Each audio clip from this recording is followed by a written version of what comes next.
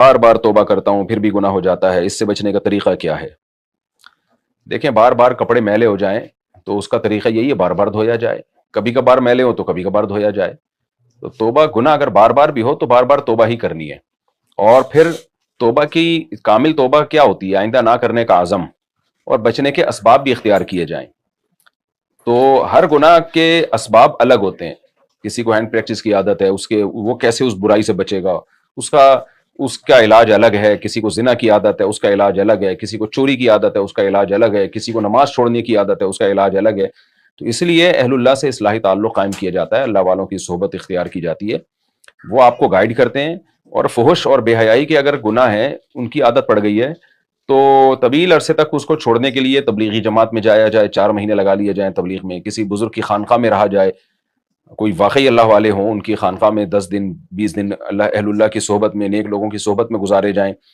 اور ساتھ ساتھ یہ جو سائیکیٹرسٹ ہوتے ہیں یا سائیکولوجسٹ ہوتے ہیں، یہ لوگ سائیکولوجسٹ اس کا زیادہ اچھا علاج کر لیتے ہیں، وہ بھی کرتے ہیں. کسی کو فحش فلموں کی عادت پڑ جائے تو ان سے بھی رابطہ کیا جا سکتا ہے اس بارے میں. اسباب اختیار کیے جائیں. اور ایک آسان سا سبب یہ ہے کہ جب بھی گناہ ہو اپنے اوپر کوئی جرمانہ لگائیں، کوئی سزا دیں اپنے آپ کو، روزوں کی یا نوافل کی یا پیسوں کی. اس سے بھی آہستہ آہستہ گناہ چھوٹتا ہے. اور توبہ لازمی کریں، توبہ نہ چھوڑیں کسی صورت میں. کیا خواتین کے لیے کسی مولانا کا بیان سننا اور اس کی ویڈیو دیکھنا جائز ہے؟ جائز ہے، البتہ اگر فتنے کا خوف ہو، کسی سے عشق معاشقے کی طرف طبیعت مائل ہو رہی ہے.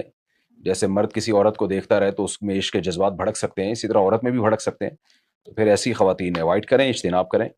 نارملی جائز ہے. صحابیات نبی کی مجلس میں آتی تھیں، نبی صلی اللہ علیہ وسلم کو دیکھتی تھی وہ. اور پردے کا حکم عورت کے لیے ہے، مرد کے لیے نہیں ہے.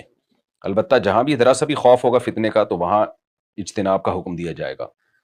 یہ جو مشہور حدیث ہے کہ عبداللہ ابن ام مکتوم رضی اللہ تعالیٰ عنہ آ رہے تھے اور آپ صلی اللہ علیہ وسلم نے صحابیات کو حکم دیا کہ ان سے پردہ کرو. تو صحابیات نے فرمایا کہ وہ تو نابینا ہے. آپ نے فرمایا تم تو نابینا نہیں ہو. تو یہ غیرت اور حمیت کے احکام ہیں. یہ علامہ نووی رحمہ اللہ نے اس حدیث کی شرح میں تفصیل لکھی ہے کہ اصل حکم یہی ہے کہ ضرورت کے وقت عورت مرد کو دیکھ سکتی ہے.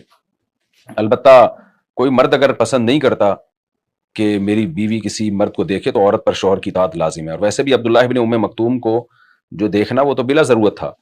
تو جہاں ضرورت ہوگی، کوئی پروگرام سننا ہے، کوئی لیکچر سننا ہے، تو وہاں جائز ہے. البتہ اپنے دل کی حفاظت کرنا ضروری ہے. ذرا سی بھی فیلنگ ہو، کوئی دل میں جو طبیعت مائل ہونا شروع ہو جائے جو ایک مرد اور عورت کے تعلق میں ہوتا ہے، تو پھر ایسی عورت کے لیے بہرحال جائز نہیں ہے. اگر شوہر کی لڑکیوں سے دوستیاں ہوں اور غلط کام بھی کرتے ہوں تو کیا کرنا چاہیے؟ ہماری سوسائٹی میں 2-3 شادیوں کا رواج ختم ہو گیا، جس سے لڑکیاں کی بھرمار ہے. اب وہ لڑکیاں شادی شدہ مردوں کو بھی خراب کرتی ہیں، کیونکہ آدمی تو ان کو بھی چاہیے. تو مرد پھر زنا میں پڑتے ہیں. پھر یہ جو میرڈ گھر ہیں یہ اور تباہ و برباد ہوتے ہیں، جو شادی شدہ گھر ہیں. اس کا حل یہی ہے کہ 2-3 شادیوں کو سوسائٹی میں پروموٹ کیا جائے. جب لڑکیاں ہی ختم ہو جائیں گی تو مرد منہ کس کے ساتھ کالا کرے گا وہ تو. اور مرد کی ذمہ داریاں بڑھیں گی، اور پھر لڑکیاں اپنے سے اعلیٰ اور برتر کی طرف جائیں گی نکاح کرنے کے لیے، کمتر میں نکاح نہیں کریں گی. بہت سارے فائدے ہیں اس کے سوسائٹی میں، لیکن ظاہر ہے اس کو پروموٹ نہیں کیا جا رہا. پھر یہی حرکتیں ہو رہی ہیں. تو اب اس کا حل یہی ہے کہ ایسی خواتین جن کے میاں کی دوستیاں ہیں باہر، ہم ان سے کہتے ہیں بھائی سمجھائیں میاں کو، اپنے مرد رشتہ داروں کو ڈالیں تاکہ وہ آپ کے شوہر کو سمجھائیں، کچھ سختی نرمی جس طرح سے ممکن ہو. اور اگر پھر بھی کسی طور پہ ٹھیک نہ ہو رہا ہو تو پھر یہ دیکھیں کہ آپ کا اس کے ساتھ رہنے میں فائدہ زیادہ ہے یا ڈیورس لے کے علیحدگی میں فائدہ زیادہ ہے. کیونکہ بعض دفعہ ایسے آدمی سے آپ نے علیحدگی لے لی تو پتہ چلا یہاں سے کچھ حقوق مل رہے تھے اس سے بھی گئے، بچے بھی رول جاتے ہیں.